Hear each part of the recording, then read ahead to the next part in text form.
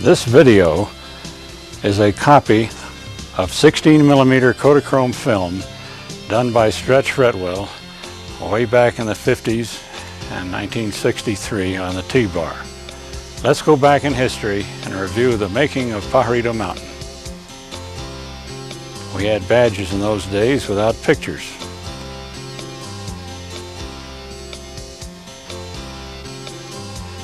The big effort was in slope clearing. Lumberyard was the big charge to get through to the top of the mountain when we finally had Toe 3 installed.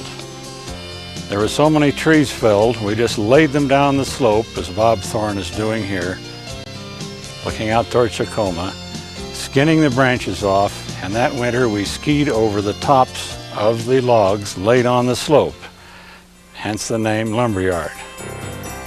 Bob was one of our big fellers of trees, refueling his gas chainsaw here.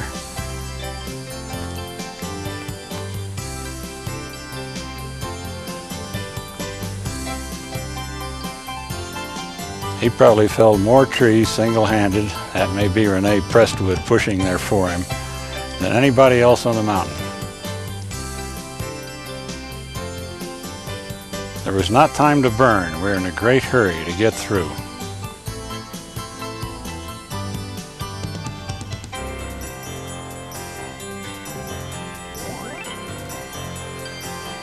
Gren Boycourt does some of the cutting up of the logs once they're felled.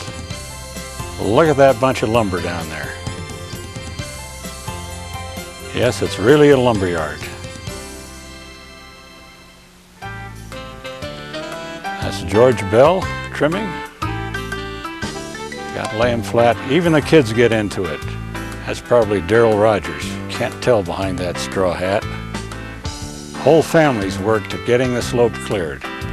A tremendous effort.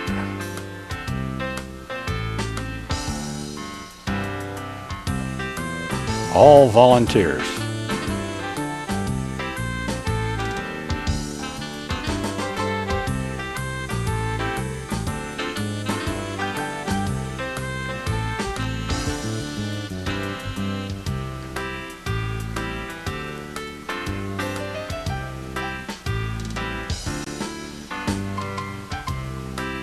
Some of the faces we can remember, not all. We didn't do any burning this time. Stack and slash.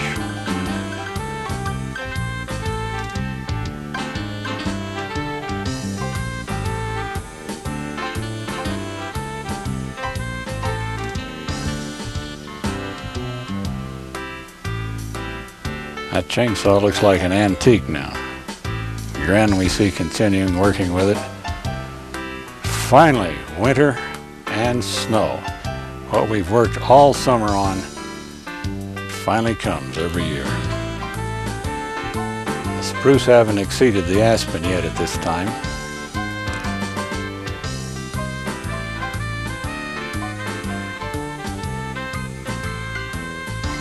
Tony Perry, our first professional ski instructor, teaching a class in front of the old lodge. That was Gamma 2 building that we hauled up there. Everybody's got a white toe gripper belt on.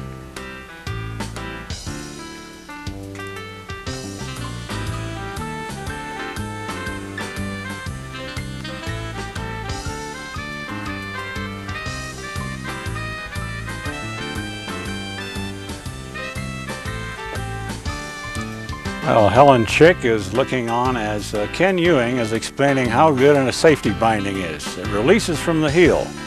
Everybody should have safety bindings, even though it's a cable type. Now, you look at that long thong that Dave Clinton is using, that's no good. If your ski is on that tight, it could break your leg, just like that, Ken is saying. But Dave likes them, he's a good skier. And look how good he is down there. Ski patrolman too. Really keeps the skis on tight. But that has a disadvantage when nature calls. Dave is making a fast run for it here. Gets over near the facilities. Can he get that ski off in time? Yes, he's made it with one, but he's run out of time.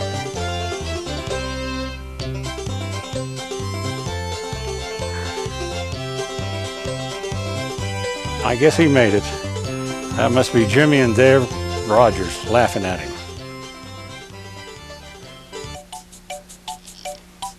Now we go over to the beginner's toe. Of the 3 rope toes, this is the one used most. Is that March Putnam? Must be.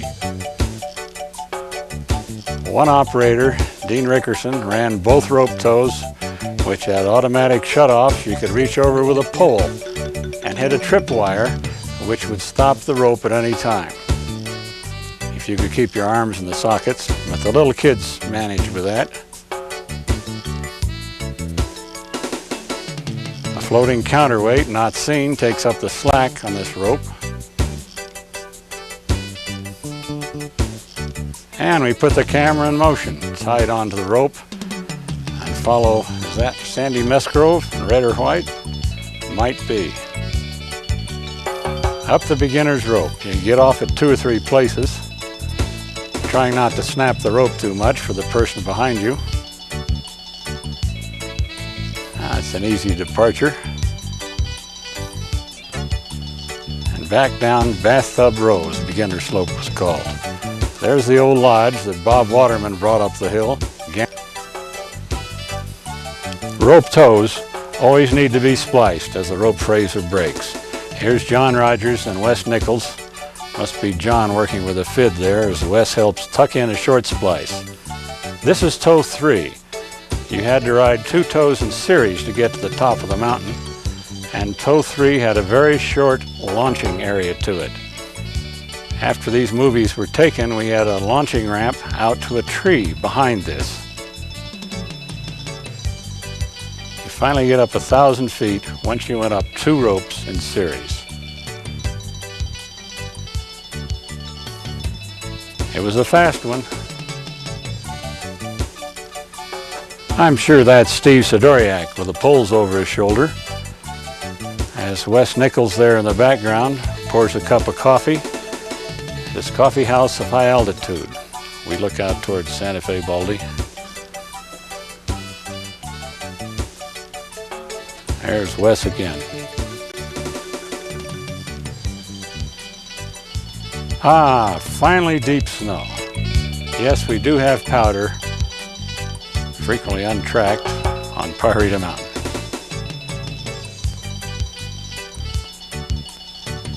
That's what we've worked for all summer long, to feel that powder tickling the back of your neck. Even though we didn't have snow grooming in those days.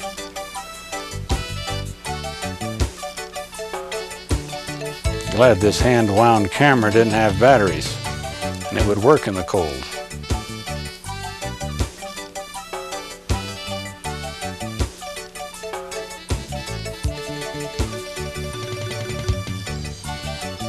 Great snow.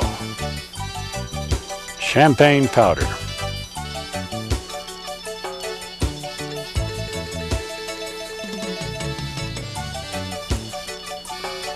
Those big trees were cut out later. Ah, race day. This is March 12, 1958, on the lumberyard. Like Dana Douglas starts the stopwatch, I recognize the hands. We're going to try and identify a few of these racers here. Younger kids start first down the slalom course. Note those hand-cut poles, which we went out in the forest and got. That predated bamboo. Skiing technique and equipment has certainly evolved greatly since 1958, when the Stem Christie and Alberg technique were in its heyday. About midway up the slope, near where toe 3 starts,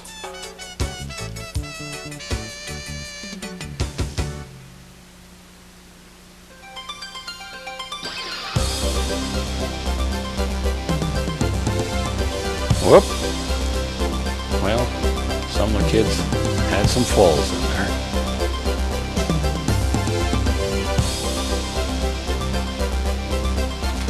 That Pam Wallace is number 25 on?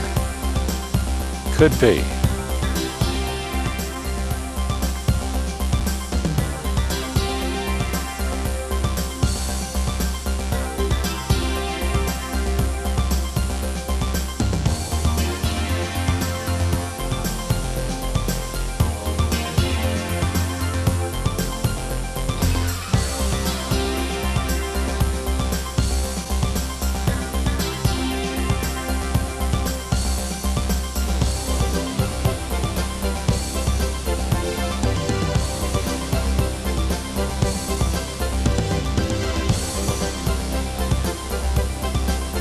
All timing, of course, is mechanical then, done by stopwatch.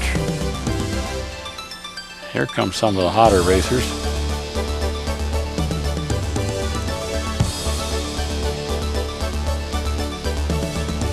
Dave Orndorff, we think, has number 58 in there.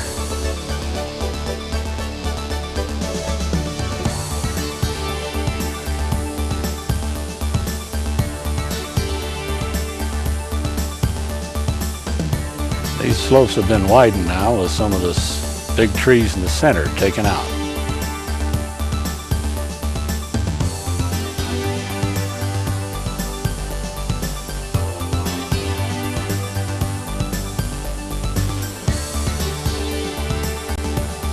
Whoop, good recovery. Stays with it. Gatekeeper there with a knapsack. Probably has his lunch in it. Splat.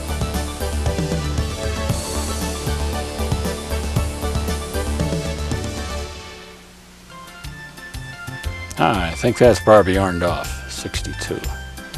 Recognize her blonde head and headscarf.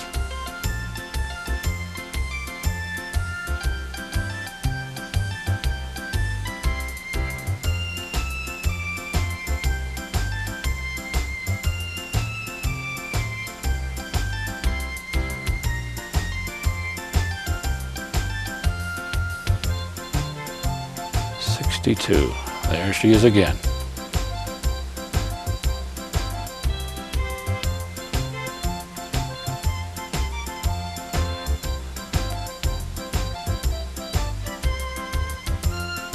Well, more important things were going on down at the lodge. Looks like Marge Putnam made a grand slam at bridge. I see Tom watching in a ski patrol outfit there and behind. They're oblivious to the race up on the hill. But the race continues to go on.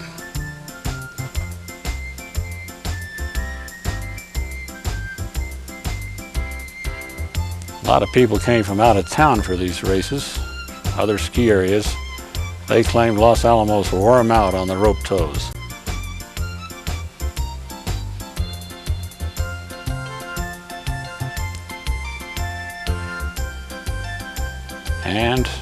But that game continued.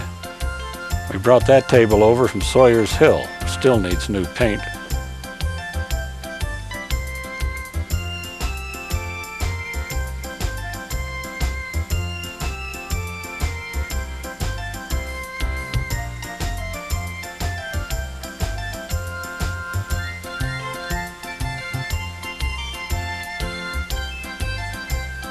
No slope grooming these days.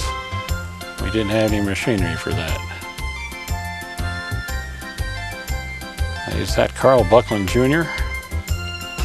Well, bridge game continued.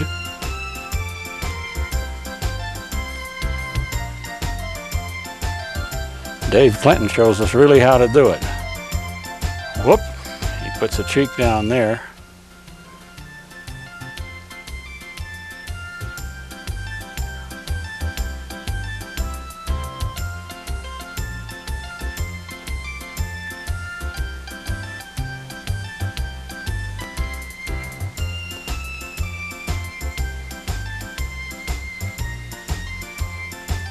That's got to be John Rogers.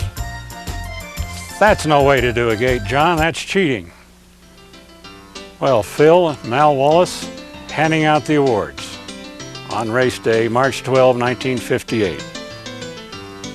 Carl Buckland Jr. there on the right, Pat Reed, Dean Rickerson, Barb Orndorff, Pam Wallace, David Orndorff, and David Buckland right there in front with that big smile. And you recognize Paul Rickerson down there on the left. It's not all downhill. We take a spring tour from the top of Toe 3, climbing to the West Pajarito Peak. At this time, this crossed the county line. It's not reachable by toes. It takes some climbing up to that big deposition drift where the snow blows over the bald face from Valle Grande.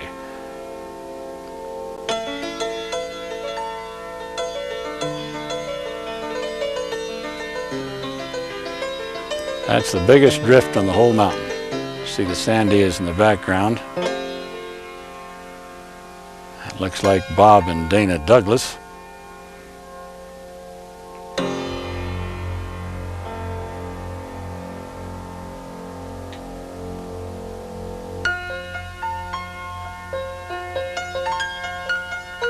Sandia Mountain behind us is more than 60 miles away.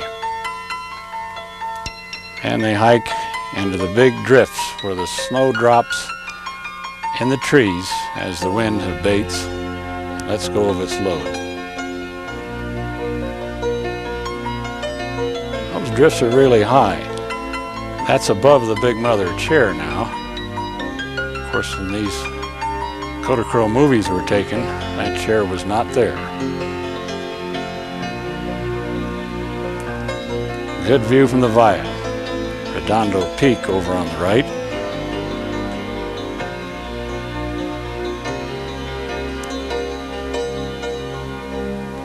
Well, on the way down, Bob Douglas takes a jump off the cornice. And we ski back to the East Peak where the rope toe is part way up.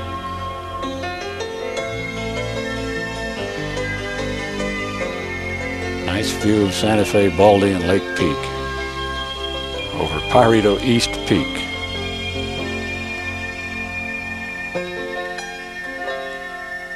Well, we take a publicity trip arranged by Bill Regan, the Los Alamos Scientific Laboratory, down to the Valle Grande. Highway 4 was dirt at that time. Here's part of the highway, and this was not even plowed in the winter. We hiked and skied down from the top of the pass as the road had melted off up that far. Some of these photographs are still around the laboratory.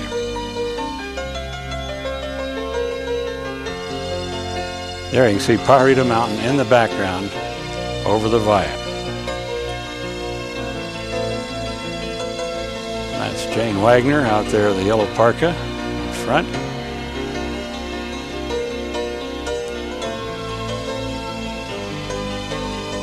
Followed by Helen Lulby and Liz Crozen.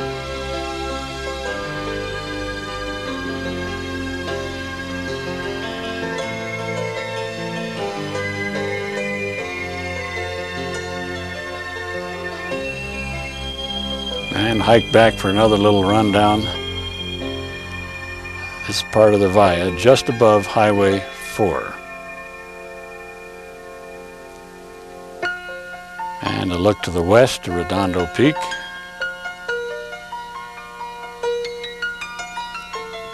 And we head back to climb back up to the Jeep at the top of the pass. My, how things have changed.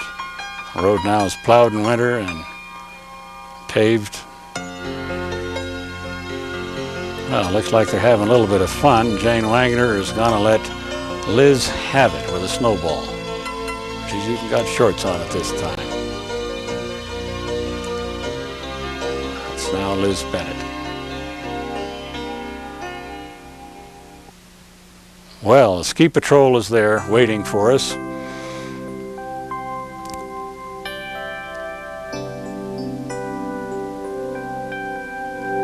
And that's the end of the first reel. This film was made in 2 reels, and the second reel now, which will continue immediately, is an engineer's view of the installation of the Hall T-bar, our first cable lip up the mountain. Installed on Pajarito Mountain in 1962.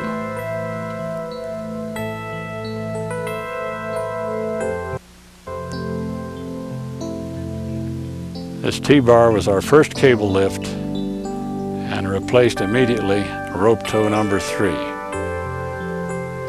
Our patch, which the old-timers still have, and looking back at the Aspen slope, that's where the T-bar is going to go.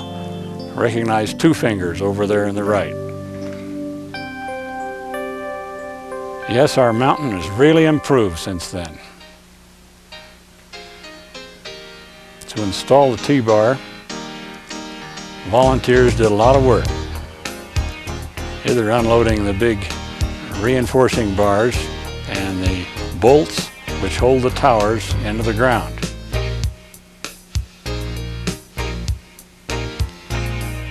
We agreed to work with Martin as much as we could, Jerry Martin Construction, who installed one of his first lifts. Meantime, burning continued, volunteers frantically trying to get the slope ready, a major push. This is the biggest volunteer effort ever at Pajarito Mountain. Now we're burning everything. We don't lay logs down and ski over them. And there's the towpath up the Aspen slope before the T-bar was on it.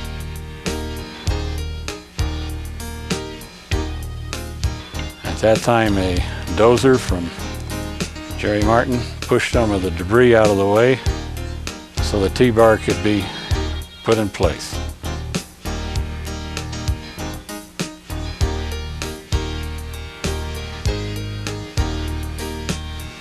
That's an old D8 cable cat.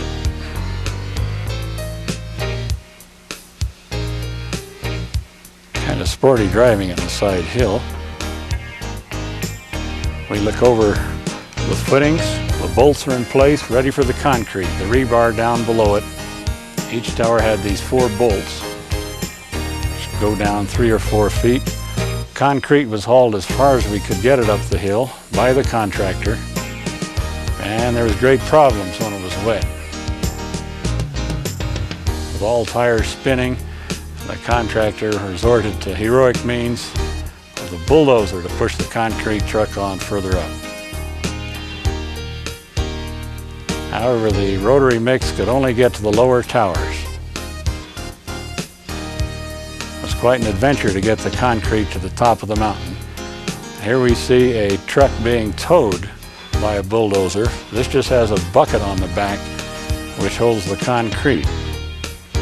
And finally the bulldozer is able to tow it up to the top of Pajarito Mountain, East Peak. After the truck had reached the top of the mountain, it of course had settled the concrete. So just kind of the thick soup came off at first. And as the dump truck tips up further,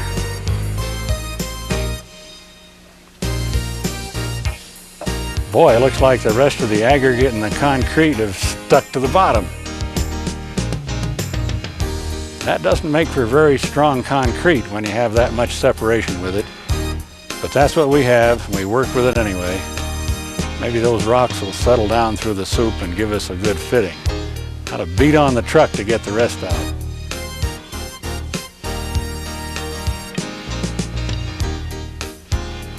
And there's the backstay and the counterweight looking towards the via at the top of the T-bar.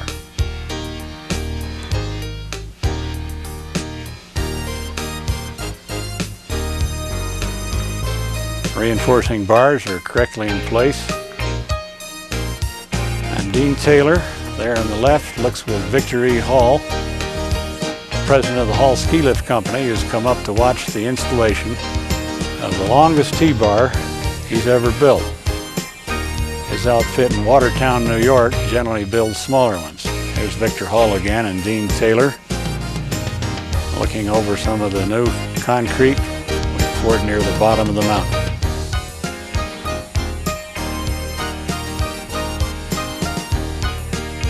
And still we have to reach the top of some things. The rock pile was the most difficult place to put in towers. The steep part of this is almost 30 degrees. And it was really hard to get the concrete there. So a little bucket was designed by Martin on the front of his bulldozer. So the bucket truck comes up as far as it can, and then this little dozer carries a bucket full of concrete down. This is down from the top of where the triple chair is now, looking toward Tacoma, and finally getting the concrete down a ways further. But where he couldn't go down all the way, this bucket drops it into a chute or directly into the footings.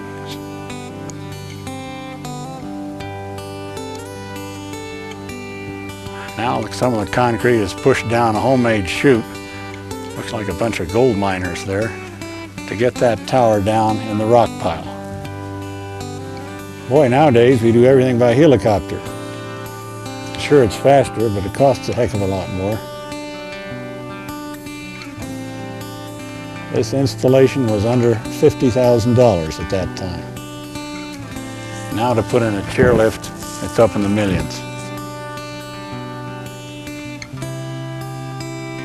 Getting more concrete down a chute of galvanized iron. Weather's turning colder now. The aspen trees have lost their leaves. Now the problem is to get the little cat back up the hill.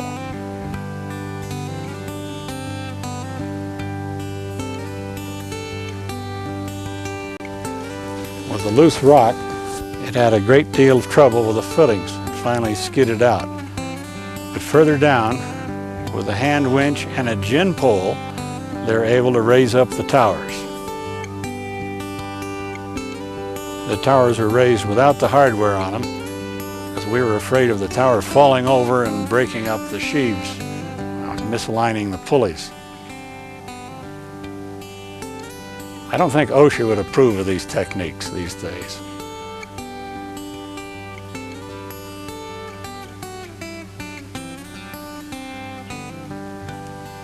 Now we're going to try and pull that cat back.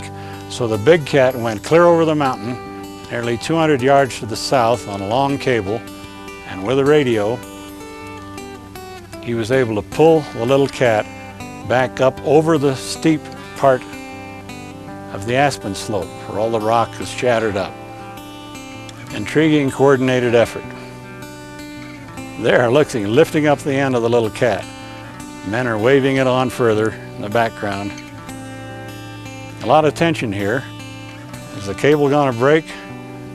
Can the driver keep his treads going with the other big cat over the mountain in the meadow pulling him? Yeah, looks like they're going to make it. Finally up to the flat. Big cat's clear out of sight to the south of this. Boy, is that operator relieved. Whew! Now I can run my own cat without being towed back up.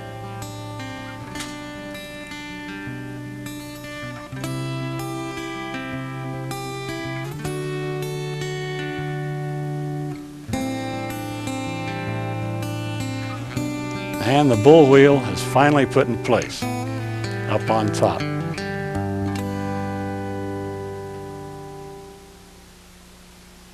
Rather large one for a T-bar. This was adapted from a chairlift by the Hall Ski Lift Company. And now finally the sheaves, or pulleys, are put up on the towers, raised by this hand winch. And the guy up on top is gonna sort of muscle them in place onto the axle. Rather sporty job. Rather dangerous one, I gotta say, too.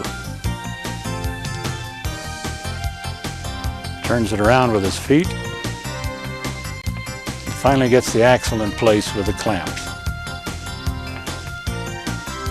Drops the chain down there. Whoops, wonder what that hit. Anyway, the job gets done. Looking north toward Tacoma over the T-bar path.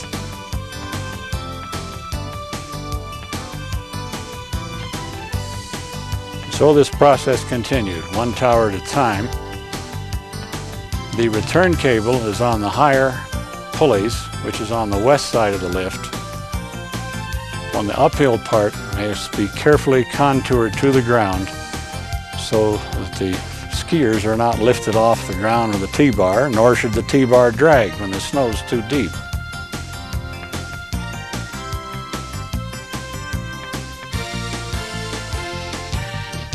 You can see the pipeline road in the background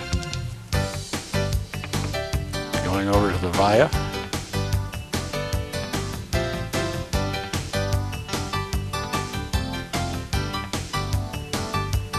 I don't know if that guy is smoking or chewing, but a lot of tension in there to get it in the right place, as well as some muscle.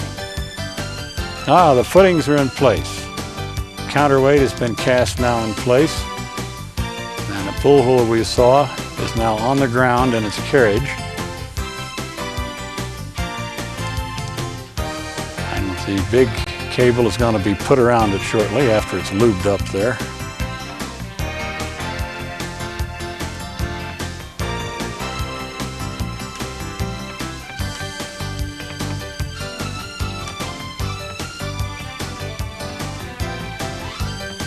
And the finishing touches up by Tower 19. That's the unloading place now of the triple, as well as then the T-bar. Both are on the same line. It's put so the skiers can ski away from the T.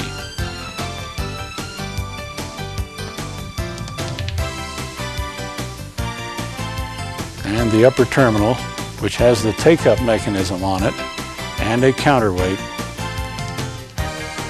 is built.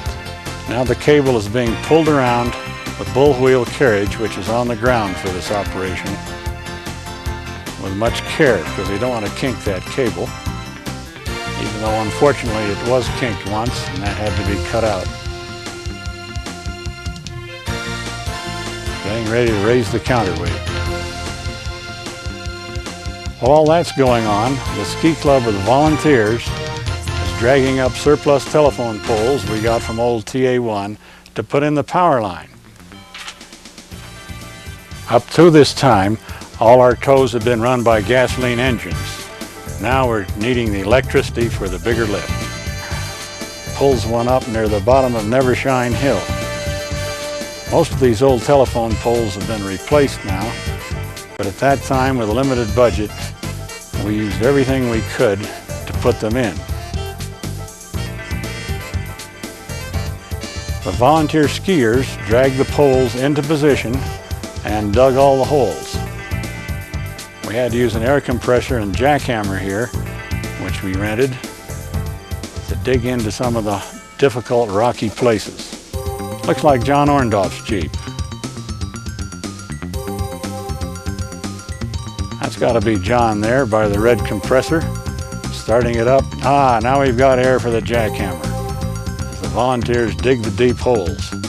These holes are pretty deep. They've got to go down 5 to 6 feet to carry the side load. The drill continues down through the solid rock and then finally has to be mucked out. Some holes couldn't even be dug deep enough with a jackhammer, so we had to resort to more heroic means, using skill of some of our personnel. They must have worked out at S-site or something to know how to put a fuse that well into the dynamite sticks and tamp them down into the drilled hole, help shatter the rot. Careful now, you're getting the fuse and the dynamite together. Don't want to make any mistakes or have a lightning strike nearby when that's going on. And the red hard hat, I bet that's Jim Johnson. Reeling out the detonating wire. Going back to the safety. Fire in the hole. Oh! There, finally took off. No end to the skills of skiers. They want to get a job done. And another blast.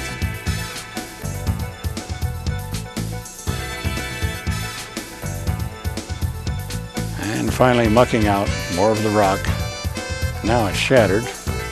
A little bit easier to dig. Skiers these days just only pay for a ticket and go. They didn't have to build a power line, clear a mountain, obtain the land. Let's see how deep that hole is now, that long-handled shovel. Looks like there's somebody down inside it even. That is a deep hole. Tom Newton down there. Can't always see the faces. There was no posing for pictures at this time. We wanted to get the job done.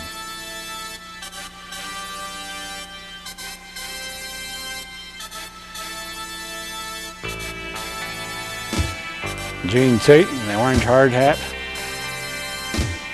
chips away some of the wood on top. He installed all the insulators and the cross arms.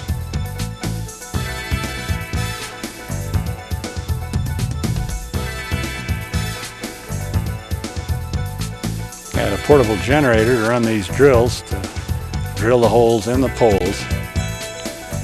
Ski Club did everything we could on this. Get the poles ready. And then finally the Reynolds Electric Company professionally raised the poles and strung the wire. There, Reynolds Electric is tamping in a pole that they've raised with their crane. This brought up the 13.2 kilovolt power from the S-site line.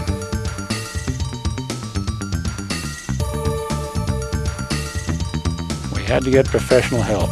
Well, meantime, back in the T-bar, they're doing the long splice on the cable. The professionals had to wrap this for 125 feet, laying in each strand after they've cut out another strand. And then the ends of the strands are burned off and the ends very carefully tucked in. Quite an art to splice a cable where the diameter is no greater than the original cable. And so part of the manila center rope is cut out of the cable, and then these strands are wrapped very carefully with string, with this little device, and tucked into the cable. So the diameter must be the same as it was originally. Wintertime now. Final adjustment being made on the towers. That's probably Dean Taylor up there getting the sheaves in the correct alignment. Got to hurry now. There's lots of skiers waiting for their reward to ski. Finally, the tees are in place. How about that? We're getting them on the cable. So each tee and tarn is put on by volunteers, which is quite a process. Tees are unloaded from the truck. And the seat is put on, a wooden seat with a speed wrench. This is all volunteer work now, pre-season.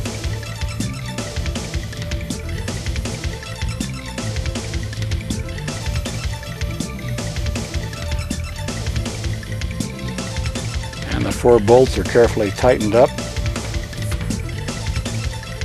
And the tee is handed up to the rest of the crew up on a scaffold between the cables. A big C-clamp is put around the cable and tightened up. I see Mal Wallace working there at it. And this clamp is squeezed on and then bolted together. And then to keep it from sliding down, and the tee is attached. And to keep this hanger from sliding down the cable, a piece of rubber is clamped on the cable before and after it. You see the clamp being tightened up.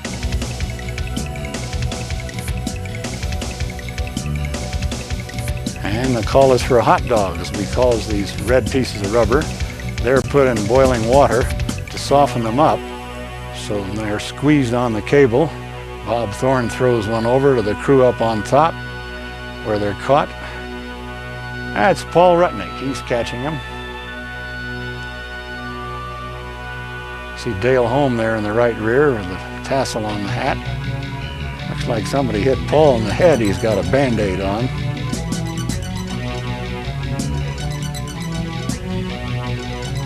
And the metal fairings are put around the red rubber hot dogs, squunched up while they're still hot. Dale grits his teeth a little bit with a banding clamp. Tremendous volunteer effort.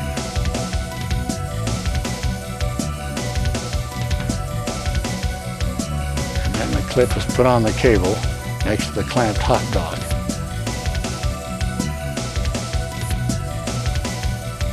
Fairly clever arrangement. The cable could twist inside the clip without rotating the hanger, because the empty hangers coming down might flail around, which a chairlift couldn't. Dean Taylor starts the lift right across the line there and advances it for the next tee. 125 horsepower motor runs through a fluid clutch. The belts running the big gear-driven now lower bull terminal. Lower end of the lift. We're so grateful to have electricity now finally to run these things. That fluid coupling gave the lift a gentle start, which is much enjoyed by all the people riding on it.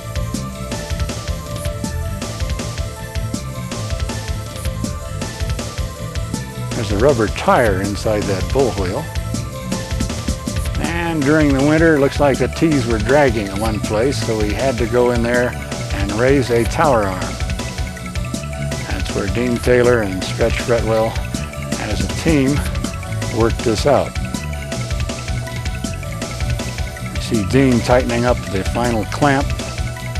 We've raised with a hand-powered come-along the tower with that little crane on top, up 2 or 3 feet. All done by hand. Hand-powered, 2-done, come along, chains, lots of work. That's cold now. Dean has on a parka, working with gloves. Got to get this thing working this winter. So finally it's in place. Built in 1962. Pretty good capacity, 940 rides an hour. A current double chairlift will have about 1,200 rides per hour. But this was the limit of this motor and this cable. Finally up the lift. Boy, we've waited a long time for that. A feature we enjoyed of this T-bar was the fact that it was self-loading. The T's would align to the proper position for us. I see Dale Holm with, that must be Heidi getting along there with him. Blue parka, red headband. So father and daughter can easily load. Notice they still have on toe grippers for going back to the rope toes. So at this time we use this T-bar to get clear to the top of the mountain, and we still use the beginner's rope and the shortened advanced rope. That's got to be Henry Phillip with that white and blue sweater, the diagonal.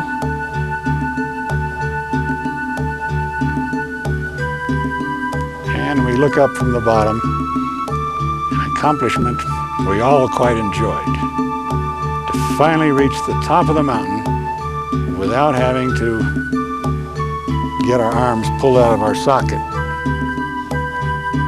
We see the pneumatic T-bar release slowly, extend like a screen door closer.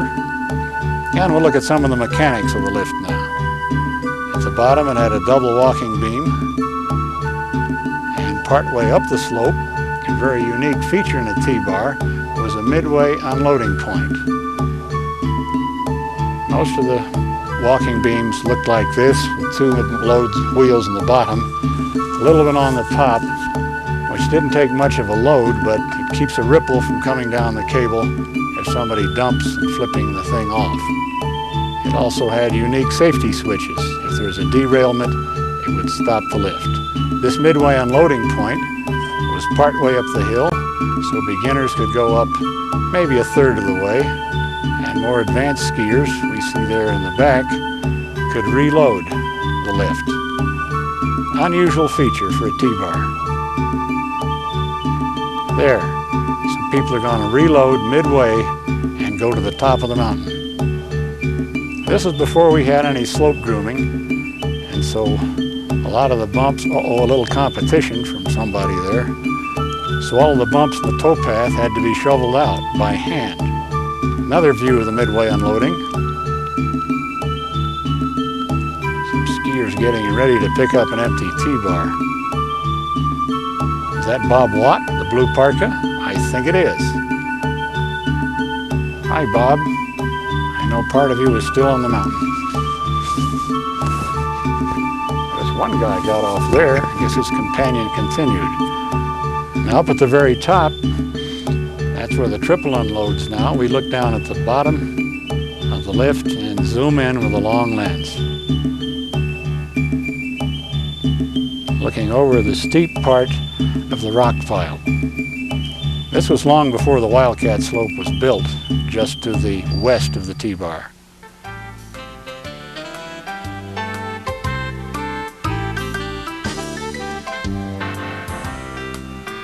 And with the T-bar placed very gently without it swinging, well, that one swings a little too much.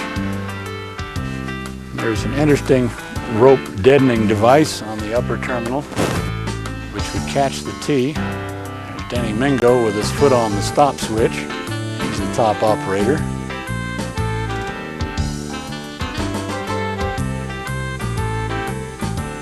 Finally, for the T-bar, we had top operators. We never had that on the rope tow, but we had a double safety on the ropes, which would stop the rope. Yeah, it's a nice unloading without swinging the T-bar. Let's see where some of these T's go into the terminal. The swing must be dampened before it returns.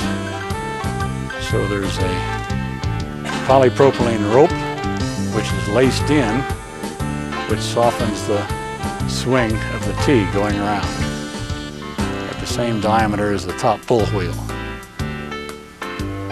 Slides very nicely and doesn't scar up the soft aluminum of the pneumatic extension of the T. Isn't it nice we can ride a chairlift now? You don't even have to balance on a T-bar anymore. Wonder who that's sitting on the counterweight. Well, the cable is stretched, so now we have to raise the counterweight off of the ground. Added some more bricks there to it to give it additional weight. Volunteers again, doing all the work. We didn't have anybody to lift maintenance in the winter. Volunteers did that. Herman Rohr was the lift operator this first year. I bet he's in there helping us somewhere on those chain hoists.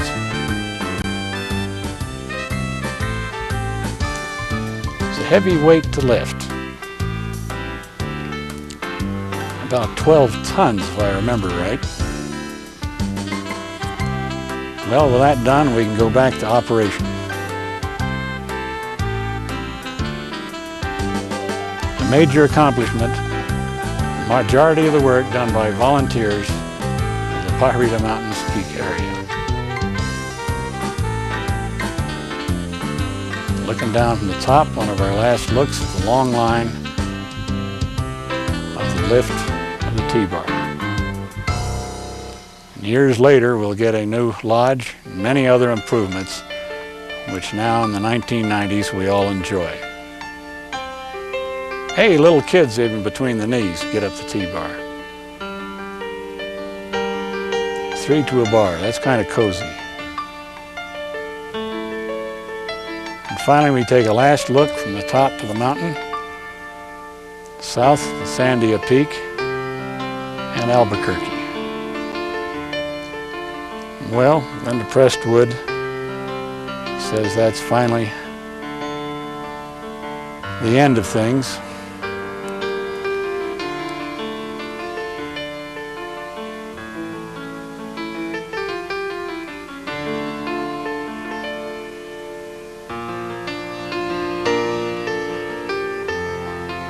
This is Stretch Fretwell, past president of the Los Alamos Ski Club, who has enjoyed narrating the good old days.